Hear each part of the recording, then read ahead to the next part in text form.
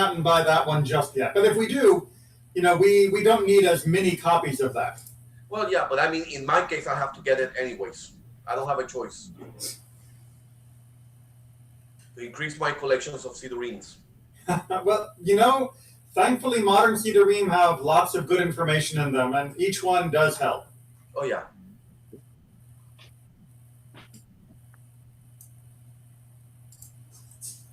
It's funny because today my class of Hebrew had to give the Var Torah in Hebrew of this Parsha. Right, yeah, you mentioned that you were working on that. Yeah. And that's what I talk about Yitro and the advice he gave to Moses. That's a good topic. Not quite the one that we're going to be dealing with today, but it's one that we've definitely studied in the past. Good morning to everyone else who's logging in, either by Zoom or by YouTube. Good morning or good afternoon. Well, yes, I guess technically we are a couple minutes into the afternoon now. Yep, and that's a Hebrew word that I learned today, choten, father-in-law. Yep. I learned it today. Much easier to say than father-in-law. Yeah.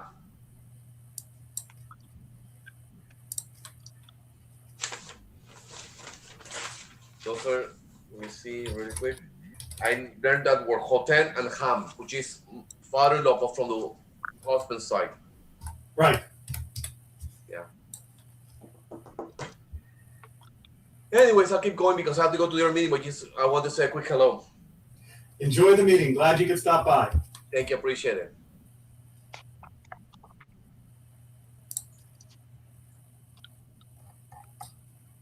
All right. We're a couple minutes in. People are logging into YouTube and Zoom. Just give it maybe one more second. I think people are getting better and better about starting on time, so I like to keep that going if we can.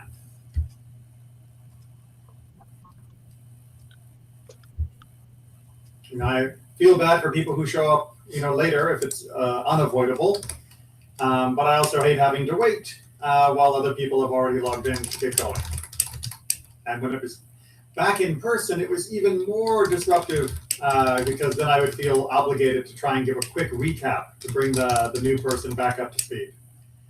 Thankfully now, people can just go and hit rewind and catch up to it at their own pace. That's one perk, I suppose, of the technology we are forced to use right now. But hey, as the vaccines continue to distribute and get rolled out, hopefully we'll be able to go back to in person. We'll still be streaming, of course, once we go back in person, but it'll be streaming from the library at the synagogue rather than from my lovely corner here.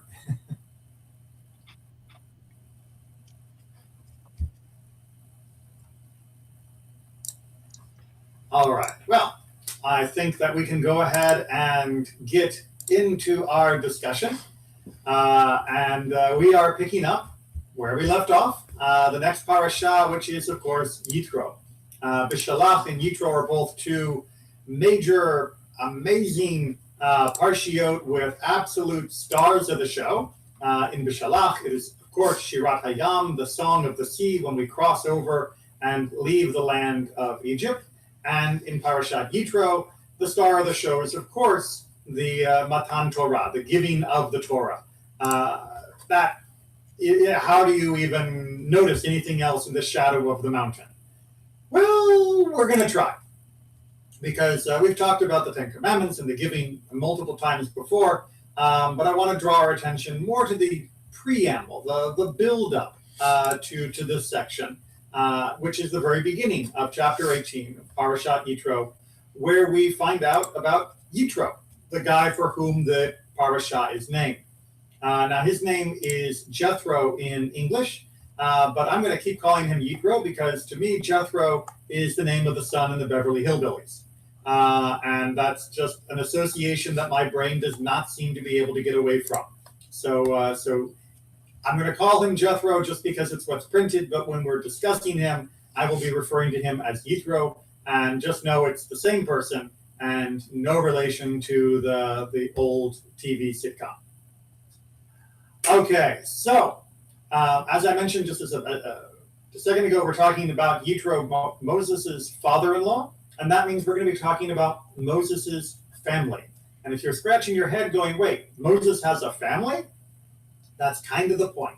Moses' family, as we'll see, we are given more information here than we have been for quite some time, or than we will receive again for a very long time.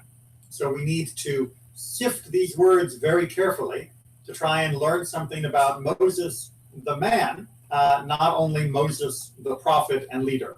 And we'll also, of course, find out many important ideas and concepts that will be good for us to know for our own lives, because we may not all be prophets, but we are all human beings, and we all have families of one form or another. Even if we are not married, even if we have no children, even if our relatives have all passed away, we have all been connected to a family at one point or another, and we still retain those connections in some form or another in how they influence our life. So let's hear about Moses' family. So we're picking up on chapter 18, verse 1, Book of Shemot, Book of Exodus. Jethro, priest of Midian, Moses' father-in-law, heard all that God had done for Moses and for Israel, his people, how the Lord had brought Israel out from Egypt. So Jethro, Moses' father-in-law, took Zipporah, Moses' wife, after she had been sent home, and her 2 sons, of whom one was named Gershom, that is to say, I have been a stranger in a foreign land, and the other was named Eleazar, meaning, the God of my father was my help, and he delivered me from the sword of Pharaoh. All right, so we're going to pause there real quick, because right now we are getting the narrative discussion of sort of what's happened so far. And what we are finding is that this is the moment when Yitro is coming to visit Moses, and he's not coming alone. Instead, he is bringing the rest of Moses' family, his wife and his 2 sons. We find out a little bit more about that she has not been there with him. We'll talk about that in more detail. And we find more that there are names for his sons. Now, we already heard about the interpretation of Gershom, his first son's name, but this is the first time we've heard the explanation for and the name of his second son, Eleazar. So that is something as well that will draw our attention. And let's carry on in verse 5. Jethro, Moses' father-in-law, brought Moses' sons and wife to him in the wilderness, where he was encamped at the mountain of God. He sent word to Moses, I, your father-in-law Jethro, am coming to you with your wife and her 2 sons. Moses went out to meet his father-in-law. He bowed low and kissed him. Each asked after the other's welfare, and they went into the tent. So after that point, they get into the whole discussion and catching each other up to speed. But you may be noticing something in these last few verses, from verse 5 through 7, and really onward into the discussion. We don't hear Moses interacting with his wife, Zipporah, with Yitro's daughter-in-law. We don't hear or see Moses interacting with his sons, Gershom or Eleazar. Instead, Moses seems to throw his arms around his father-in-law, and the 2 of them walk into the tent to start talking, and the rest of his family is just sort of standing there, left outside. Not that we should always interpret things as being the starkest, just because it isn't mentioned explicitly. After all, if we didn't have any interpretations except what was mentioned explicitly, we would be unable to live through Torah. It would simply not be fulfillable without additional interpretation. But the narrative does seem rather stark in this moment. So, any questions or comments before we dive into our commentary, now that we know some of the issues that need some explaining? Just roll us back up to Rabbi, Oh, I think we had 2 people going. How about ladies first? Yes, I hope that's me. How old are these sons? Because, in children's books are always little, but aren't they like somewhere around 30 or 40 years old? Not necessarily. We actually know that at least his youngest son, Gershom, must have been at this point a little over a year old or so, because when he was heading back into the land of Egypt after God had encountered him at the mountain, he is condemned for having not done circumcision. And one way to interpret that is that the child was newly born and had not been circumcised appropriately. On the other hand, we could instead assume that the children were older than that, and they hadn't been circumcised, and that he was still being rebuked for having failed to do so for a length of time. But we don't know exactly. The reason why we might assume they were older is, of course, that Moses and Zipporah lived together for approximately 4 years before he received the calling at Mount Sinai that kicked off the events of the Exodus from Egypt. So one might presume that the children had been born prior to that. However, before, like I said, the going back to Egypt, we had not been given a clear notice that the second son had even been born. So we are left trying to piece it together of exactly what's happening here. So I think we can safely say that the two sons are probably not full adults in the way that they are being treated. They seem to be on the youngish side. That would put them anywhere from, around the mid-20s to lower. But exactly how young they are is indeed open to speculation. Rabbi, in verse 6, the identity of the sons is referred to in Fox as wife and her 2 sons. Is that relevant? Every word is relevant. So not only are they mentioned there as her 2 sons in verse 6, but they were also referred to as her sons in verse 3. So in 2 places, they are referred to as being Zipporah's sons, as opposed to being his sons.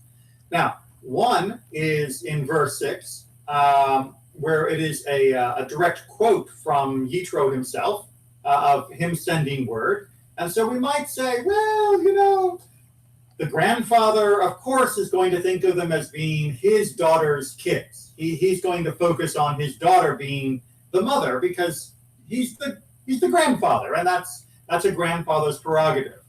But in verse 3, it is the omniscient narrator, which refers to them as being her sons, which is indeed an unusual term. The only times when you normally will find the mother being singled out as being the primary parent is when there are multiple wives and children from each of them. And there will be her sons and her sons and her sons, meaning different children from different wives. But when Moses here has only one wife, as it seems to be the case, it is unusual for the narrator to label them as being her sons. That is definitely something that we will be discussing in more depth with our commentaries. On top of that, we also have one other thing that gets erased by the translation for good reason, which is in verse 3, we know that one of them is called Gershom, and then it gives us his explanation. But in verse 4, the Hebrew is also one of them is called Eliezer. Now, in our translation here, it's described as the other one, which is a perfectly legitimate English translation. Ha'echad, v'ha'echad, right? This one and that one. In English, we often will just say this one and the other one. It's a normal translation of what appears to be a fairly mundane grammatical structure for Hebrew to say this one and that one. However, it is also a little unusual when you have 2 sons to name both of them the one. because normally it is the one and the second one, as the ranking of children is incredibly important for the ancient narrative. So that is also something that will draw our attention. And I wanted to make sure that you'd seen that, at least in the Hebrew, even if the English didn't quite give us a clear hook that we will need for our discussion. Any other questions or comments on these first few verses before we dive into our commentary?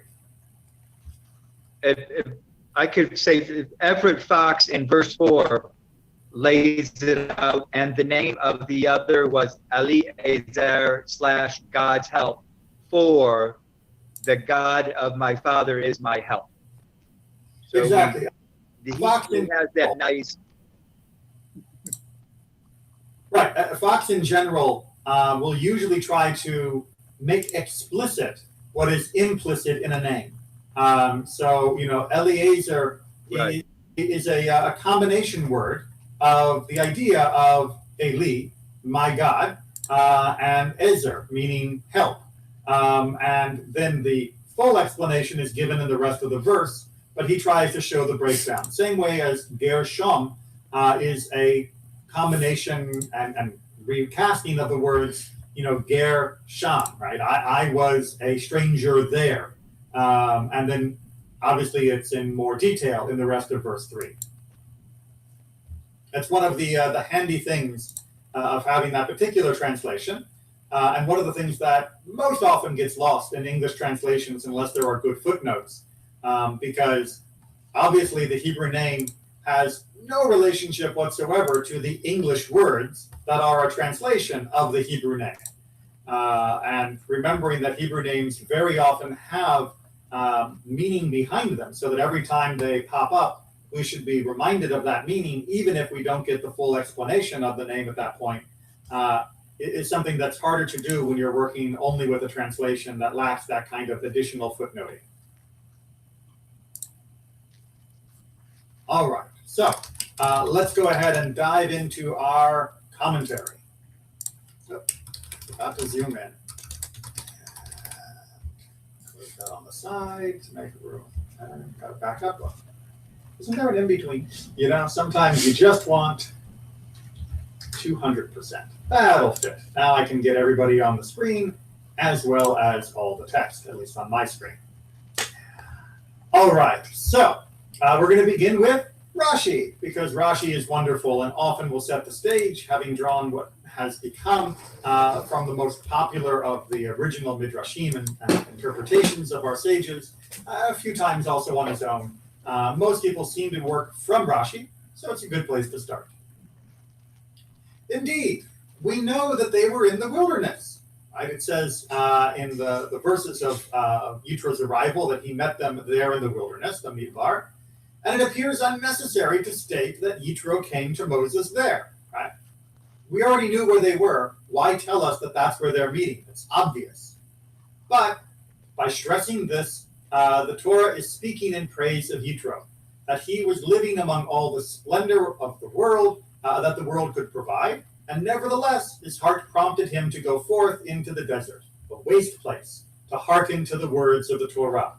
So when we just go back and do a quick double check here of what this is talking about, we are reminded that Yitro is a Kohen Midian, that he is a priest of Midian, and that would have been a very high status position.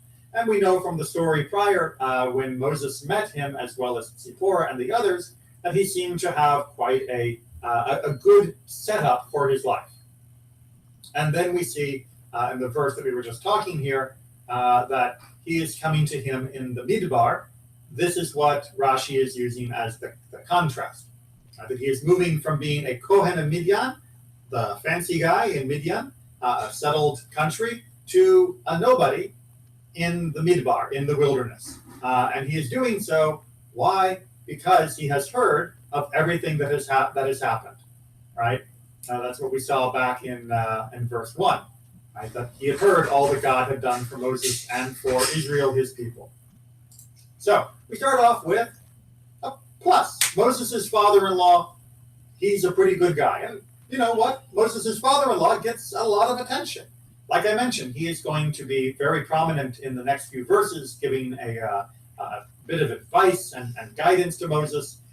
So that is not surprising that we get more information about him here. However, in this next commentary taken from a more modern book, I think it's from like 2010 or so, Redeeming Relevance, Francis Nataf gives a voice to some of our issues. Zipporah, by contrast, remains largely invisible. We hear her voice only briefly when she appears to give Moses some sort of rebuke concerning the circumcision of their son. There is a parallel lack of connection between Moses and his children, who at one point are appropriately referred to as the children of Zipporah. So Nataf is pointing out that, you know what, Moses doesn't seem to be a very present father in the life of his children, so it seems only fitting that they would be called her children, Zipporah's children, because he has been an absent dad. That being the case, we are almost surprised when the Torah uncharacteristically focuses even briefly on the significance of their names. So we hear almost nothing, and then boom, we get these two additional verses coming in the middle of a narrative that seems to have no relationship to his relationships. This is all in marked contrast to the detailed and colorful description of Jacob and his children. We go back to Genesis, as Nataf will know, that there were chapters and chapters of Jacob and his children and all of the interactions of his family, where Jacob was clearly a very active person in his family's life. Now, did he do everything right? That's a whole other conversation, which we've had many times on many different topics. But no one can deny that Jacob was present in the life of his children and their families for the extent of his life. That seems to be missing in this discussion of Moses. And additionally, right, the curious fragmentation, meaning even when we get the material about his life, it comes at different points, and it's almost sprinkled throughout the narrative rather than cohesively giving us a picture of his family and their life.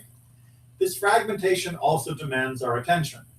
A second unnamed child suddenly appears back in Exodus 4 and is neither introduced nor explained. His very name is revealed to us only later in the passage that we are reading. The Torah tells us that Zipporah came back to see Moses after he had sent her away, as if we already knew this. And yet, prior to this point in chapter 18, we didn't know that she had been sent away. In fact, the last time we saw in chapter 4 Moses and Zipporah together, the whole incident with the rebuke around circumcision, it looked like they were traveling together, which is going to take us to our next Rashi. But I just want to see if there are any comments or questions on Nataf's analysis so far of how Zipporah and the children appear in the text.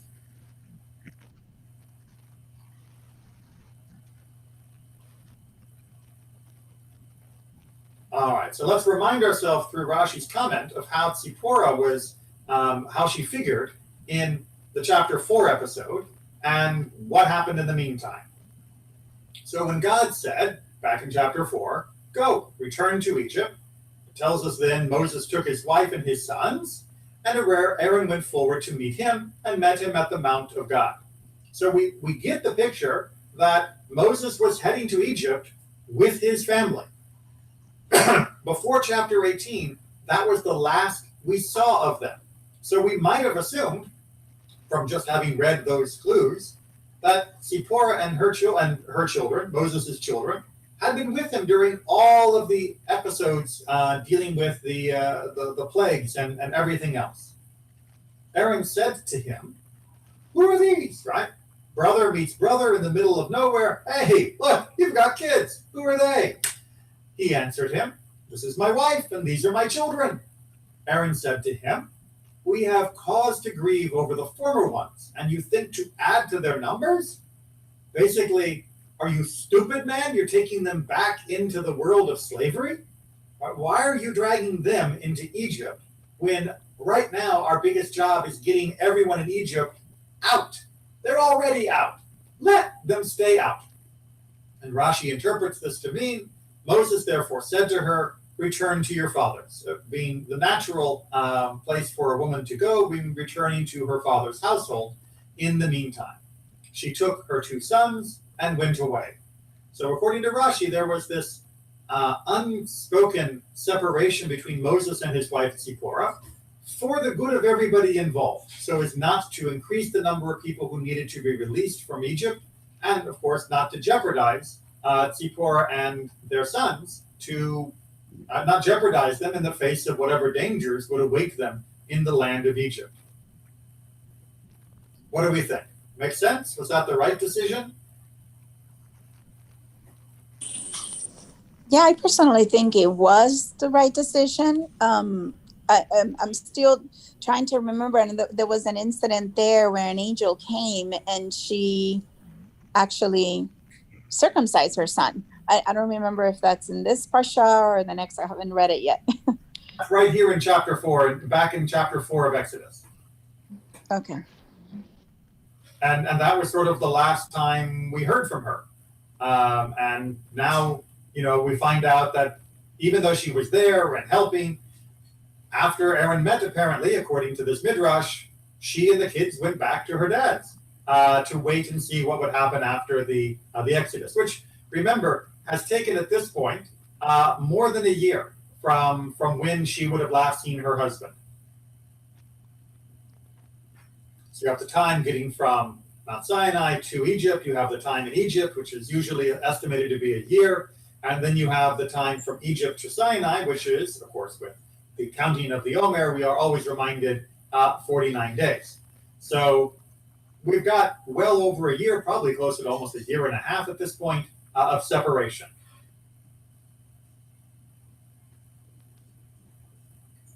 And so the kids might rightly be called more her sons, since she's been the one in charge of them for quite some time now. Even if it was necessary, it does seem like that separation was a separation. Maybe not a divorce, although there are some commentators who think that it was more than just a separation of space, but also Moses giving her freedom just in case. But that's a whole nother conversation. All right. So let's get back, though, to talk about these 2 sons. Even though this is hardly the place where we would expect to hear about the genealogy of Moses' children, the Torah introduces the subject now, as there had not been an opportunity to inform us that Moses had called his second son Eliezer. So you may remember Nataf said it seems like this is disjointed. Tur HaAroch, 1,000 years earlier, said, no, not disjointed. There was no convenient time to mention. It may seem a little bit surprising, but since we're mentioning the second son now, as he's being reunited with his father, now was the first time when we could give you this information. Right? Why could we not give you his full name before? Right? We certainly had met him in the chapter 4 circumcision scene. Why could we not have gotten his name then? He had also not been able to give him the name Eliezer, as long as he was under the impression that there was still a price on his head, and he was still a fugitive from Egyptian justice, being wanted for murder. You may remember that Moses left Egypt in the first place because he was being accused of having murdered the Egyptian when he came out to defend the Israelite. So the name Eliezer, of God helping him, and specifically as Moses puts it in the verse describing his name, there we are, is the God of my father was my help, and he delivered me from the sword of Pharaoh. Well, you can't call someone the help of God who delivered me from the sword of Pharaoh unless you're very sure that the sword of Pharaoh is no longer a threat. And so the naming of Eliezer is something that had to wait until much later in time. And that's why it's being placed here in this passage of text. It says Tur HaAroch. Make sense? Rabbi, does that, though, back up the argument that Eliezer was very small, because it's also in chapter 4 of Exodus that we read God telling Moses in verse 19, all the men who sought to kill you are dead. That would be the transpiring event which would justify the name of Eliezer. Exactly right, and that's exactly what other commentators point out. I didn't quite have room to put everything on the page, but it's exactly that explicit reminder that Moses is now free, which we're going to see a little bit more of in just a minute when we get to some more midrash. That triggered the ability to name the kid Eliezer. Now, exactly how old he was, we could still argue about, because it's not uncommon for people to have name changes in the Torah. So it could have been that he was named something else, and then once Moses knew that he was now free and clear from that charge, he changed the name of the kid to Eliezer. It's not exactly normal. Usually you name change yourself, but we know that Avram name changed Sarai to Sarah, so it's not that unusual for someone else to get a name change on behalf of an event. But yes, also Yitro's had so many names too. yeah, Yitro just has lots of names and titles. He seems to collect them. I don't know how many name badges he's got. He's got a whole collection of passports. I still find it fascinating, Rabbi, that what he taught is being used all over the world. It's just mind-blowing in a way. Well, what he taught is being shared with the world because the Torah has made its way around the world. And also what he taught was reasonable and was recognizable by people, even if they didn't agree with the Torah itself or the theology behind it. Most people can still recognize with the wisdom that Yitro teaches in this Torah portion. Yeah, that's pretty cool. Not to leave Gershom out, on the other hand, we have to then wonder, well, why is his name being explained here? The Torah repeats here that the reason for Gershom's name was Moses' gratitude for having prospered as a fugitive in a strange land.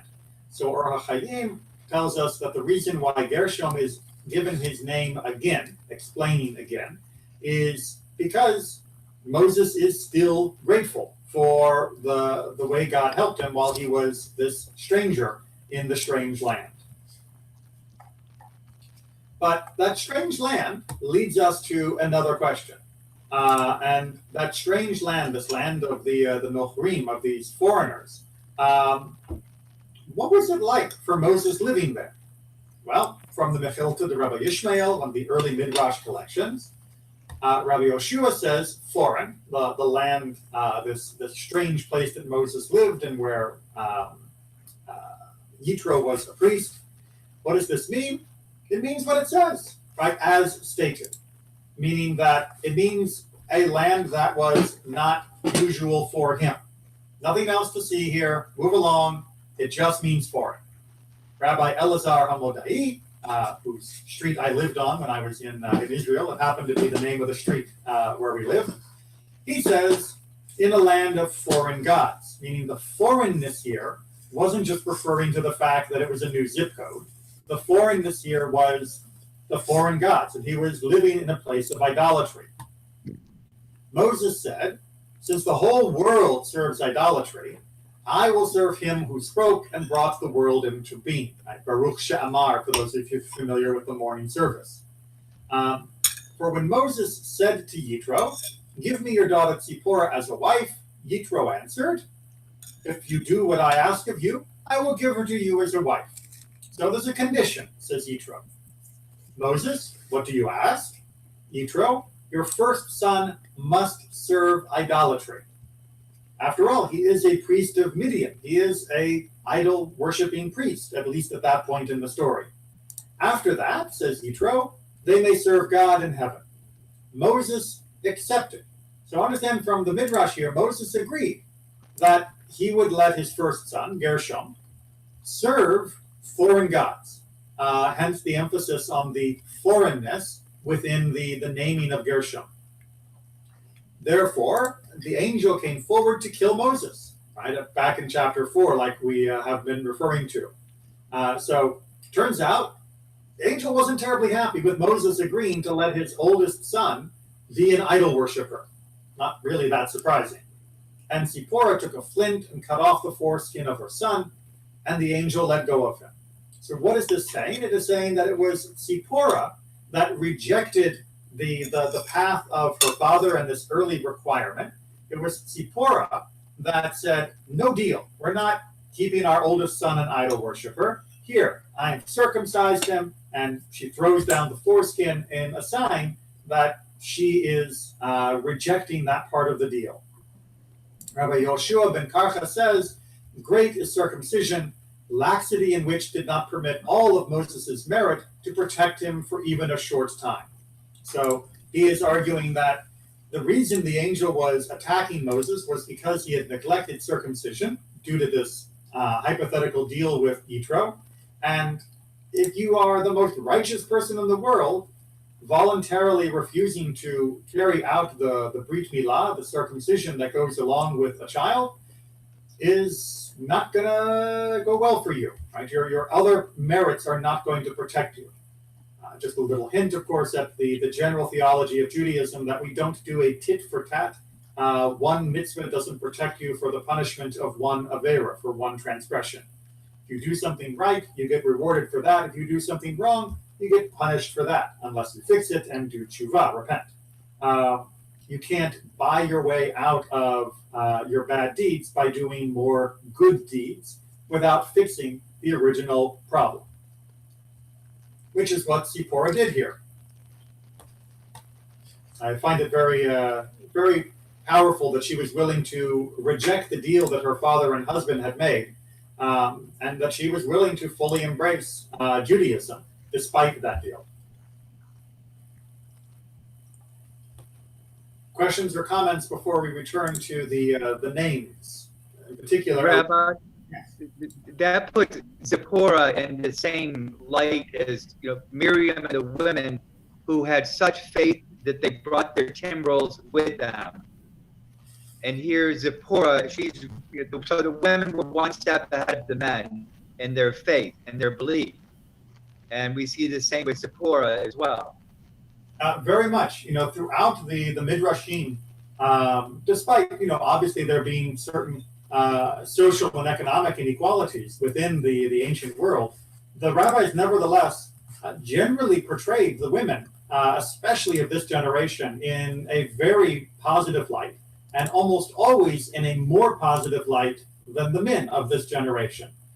Whether it be the bringing of the timbrels, whether it be the refusal of the women to contribute their gold to the building of the golden calf, whether it be the women having donated their mirrors to become the copper cover of the altar. Time and time again, when the rabbis explain in the Midrashim these different episodes, the women come out in a very, very positive light. And this is indeed one more example of that.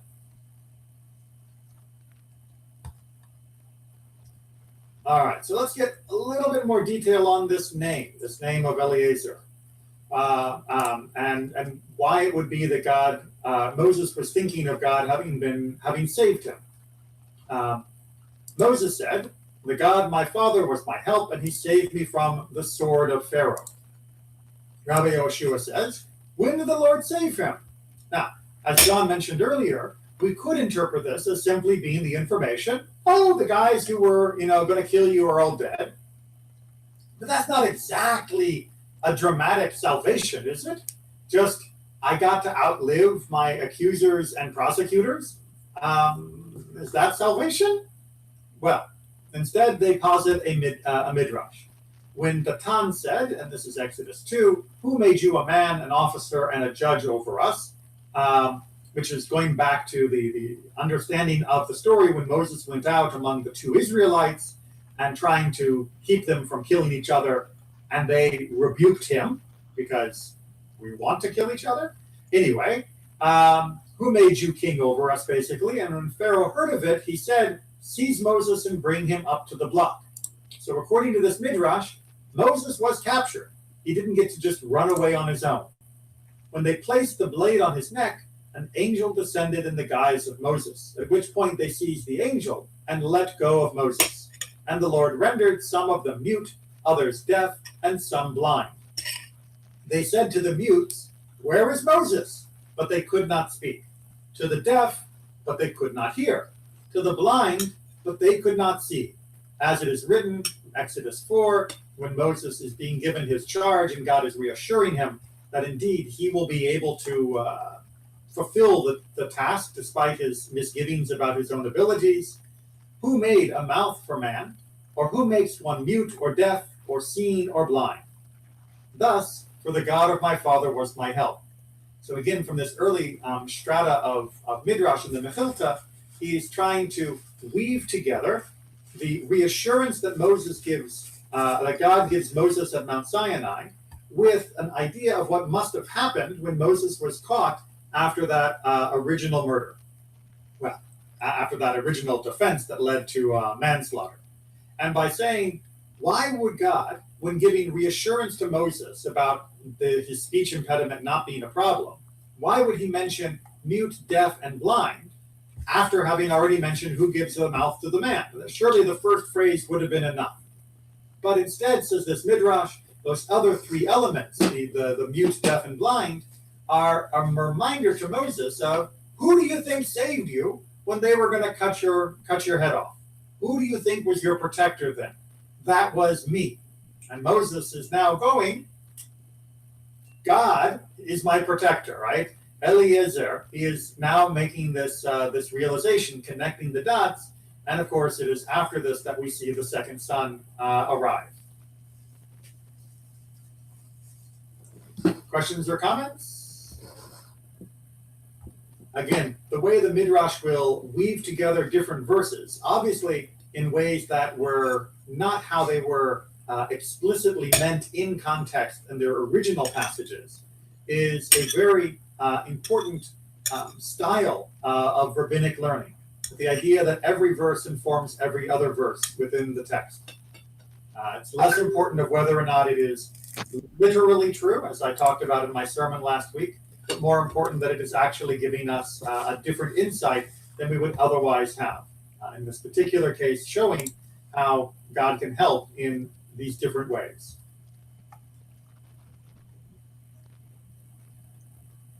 All right, so let's get back to the names that come out of this moment. That'll work. Even though he was Moses' second son, Eliezer, the Torah describes him as the one. We talked about that use of the word echad.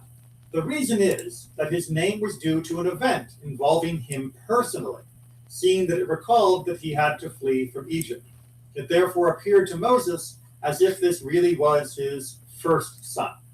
So Chizkuni's interpretation here is that this is the one. Yes, this was my firstborn, that's Gershom, of course. But Eliezer, this is the first son that I've had since I understood that I was truly rescued from my time in Egypt. And in a way, now that that cloud has been lifted, this is also my first son. My first son in my post-anxiety, post-fugitive status. So both of them are one. Both of them are echad.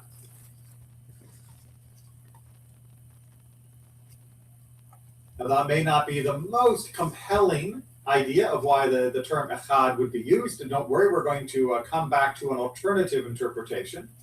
But there's another explanation of why Eliezer was chosen as a name that has more to do with the future and less to do with the past.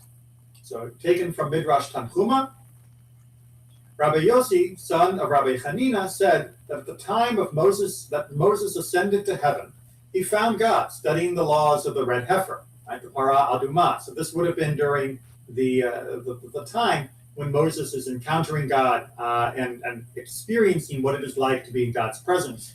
And of course, that means in the presence of Torah. And God is studying the laws of the red heifer, saying that in a certain dispute between two rabbis, the opinion of Rabbi Eliezer was the correct one. Now just hold on to that vision. God is, in quotes, sitting and studying. Doesn't actually have a way to sit, but you get the idea. God is engaged in the Torah, and Moses is coming to understand that there are insights into the Torah that are going to be dependent upon a debate that happens thousands of years after Moses is dead, after the giving of the Torah. And that God is, in his studying, recognizing the correctness of one of those two debaters. when Moses became aware of God debating the issue before coming to a decision, like, why are you like wondering which one of these guys is right and then concluding? He explained, Lord, the entire universe is yours. And you waited until mortals had debated the issue and ruled on it before ruling on the issue yourself? Why do you have to wait, 2,000 years to find out which one is the right one? You're God. The universe, you know it all. Why are you waiting? God answered him by saying that in the future there would arise a certain righteous person by the name of Rabbi Eliezer, and he would be the first one to render a ruling on this subject, in particular the age of the cow that was used. When Moses heard how highly God rated the scholarship of that rabbi, he explained that he hoped the rabbi in question would be one of his descendants. So what does he do? Moses names his second son after one of his descendants, who probably was named because of Moses' second son. It is a wonderful classic time paradox of who was named it first to them. If Rabbi Eliezer was named after Eliezer, the son of Moses, but Moses named his son Eliezer after Rabbi Eliezer, then who was actually named Eliezer first? But of course, the Torah doesn't have a problem with time paradoxes because God exists outside of time. So of course, God wasn't waiting thousands of years. God knew what the debate answer would be. God knew what Rabbi Eliezer would say, not because God knew it before him, but because Rabbi Eliezer was part of all of God's creation, all of eternity.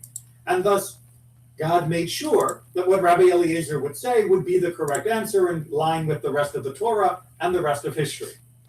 And it is hard for us to sometimes hold that in our mind, but when God is acting to create the Torah as well as to codify the interpretations of the Torah, God is doing so having been a partner with people that were non-existent at the giving of the Torah, but of course will always exist within the eternity of God.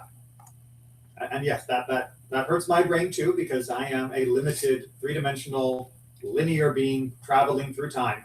But that is indeed the way God works, if we can at least humbly try to explain that.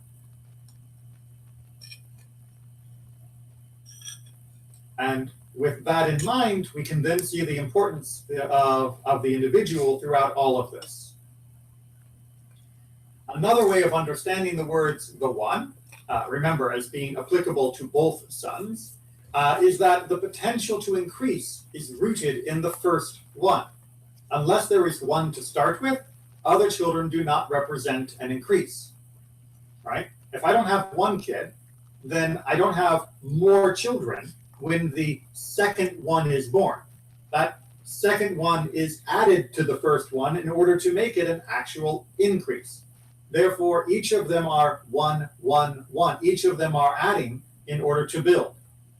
We know from Chronicles, 1 Chronicles 23, that whereas Eliezer himself had only one son, Rehabiah, his grandsons were very numerous.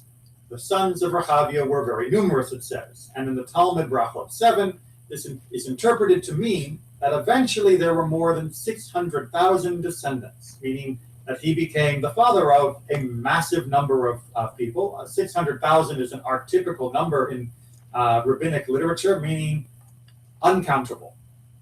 The Torah mentioned the word "the one" to indicate that he was the origin of all those descendants.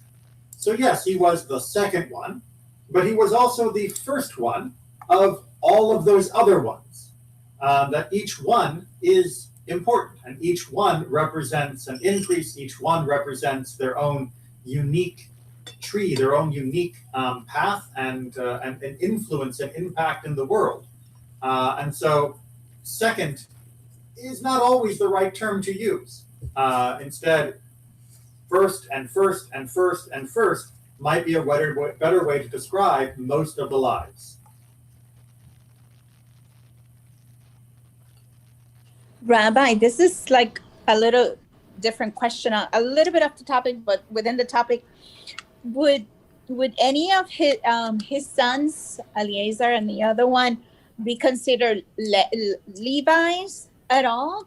I mean, I have never heard anyone talk about it that I know of, but I mean, I am not sure if there is anything concerning that.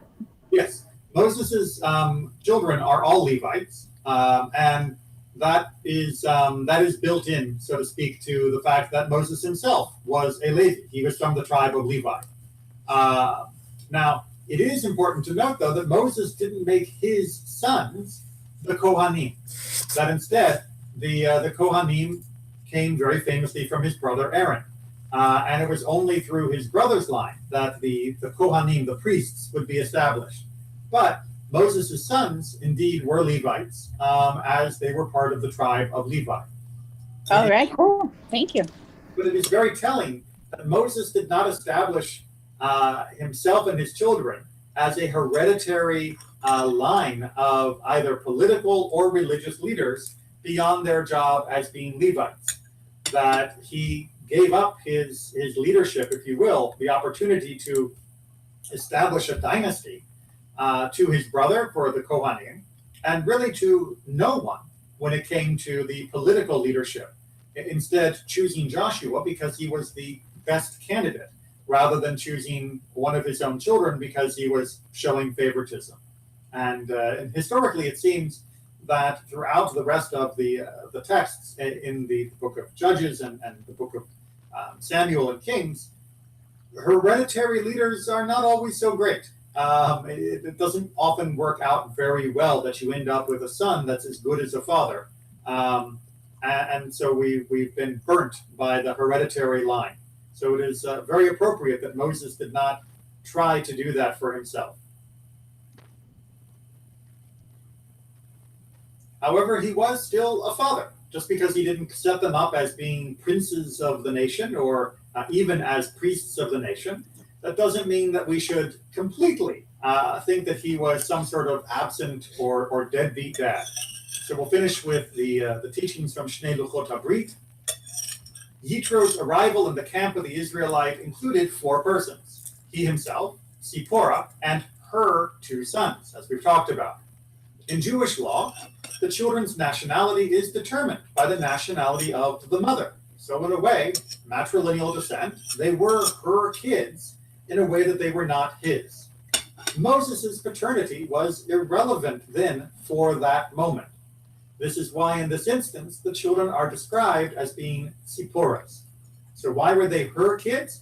Not because he was a terrible father, not because he was an absent father, not because she cared about them more than them, but because by Jewish law, the mother's status is, when giving a lineage, more important to the line than the father's status, unless you are talking about tribal affiliation. The Zohar adds, as an additional reason, that it was the children's mother who raised them while their father Moses was busy looking after the Jewish people. Later on, when Moses had obtained permission from the Shekhinah to take time out in order to welcome his children and his wife and children, as well as his father-in-law, these children are referred to as his children. Because indeed, if we go back, click, we see that it goes on to say that they are his children as well. And I'm just blanking on exactly where it said that. Just hold on a second. After she mentioned her sons, their name's Eliezer. There we are, verse 5, right. Yitro, Moses' father-in-law, brought Moses' sons. Now they are his sons rather than her sons, showing that there was a moment when he was then allowed to go out and to greet them. And this is the great difficulty that Moses faces, which is that to be the leader of the Jewish people, to be the one upon whom the Shekhinah rests, often means that he is isolated from even his own family. But here we can see a case where the tradition is telling us that that was not always the case. Yes, on screen, Moses is usually dedicated to the people and to serving God in a all-consuming fashion. But off screen, we should recognize that Moses was still a father and that he did still care and show concern for his children. Their events may not have warranted being added to the text, unlike the conversation with Yitro, which leads to a very important change in how the judges are allocated. But we shouldn't read from the absence of evidence that Moses was absent from their lives. Instead, we should simply see that as being Moses's private time, that the Torah does not describe his intimate family life, because it was an intimate family life that had no bearing on the actual leadership of the nation or on the carrying out of the commandments. And we should let the guy have a little bit of time with his family off screen. He'll be back on duty soon enough. Questions or comments as we bring this study to conclusion?